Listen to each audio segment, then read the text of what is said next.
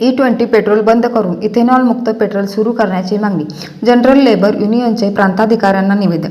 पेट्रोलमध्ये 20% ethanol मिश्रित E20 petrol बंद करून पूर्वीप्रमाणे इथेनॉल मुक्त पेट्रोल उपलब्ध करून द्यावे या मागणीसाठी जनरल लेबर युनियनच्या शिष्टमंडळाने रविवारी प्रांताधिकारी इचलकरंजी विभाग यांना निवेदन सादर केले आहे.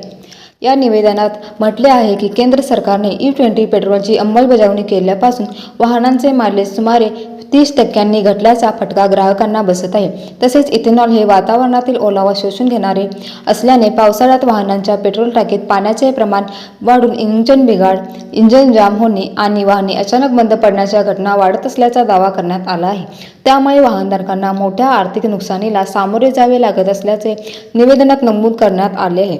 इथेनॉल मिश्रित पेट्रोलची सक्ती करण्याऐवजी वाहनांची क्षमता, स्थानिक हवामान आणि ग्राहकांचा पर्याय यांचा विचार करून इथेनॉल मुक्त पेट्रोल ही उपलब्ध करून द्यावे अशी मागणी युनियनने केली आहे. यावेळी कॉम्रेड आनंदा गुरव, रमेश खोत, सुधीर अतिग्रे, राजू मुल्ला, सुनील खोत, सुरेश चव्हाण, रुपेश कांबळे, प्रवीण केरले, दादासो गस्ते यांच्यासह अन्य पदाधिकारी व सदस्य उपस्थित होते. विशाल क्रांती वृत्त सेवा इचलकरंजी. तिन्हीचा पर्याय ठरावा. जनता जो पर्याय असेल ते निवडतील आणि ही इथेनॉल मिक्स पेट्रोलसाठी आपल्या सध्या ज्या गाड्या आहेत त्या गाड्या त्या पद्धतीच्या चालत नाहीत.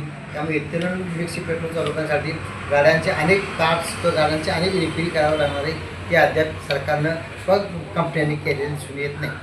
म्हणून जनरल लेबर युनियनच्या वतीनं अशी मागणी आहे की E20 पेट्रोलची सक्ती रद्द करण्यात यावी.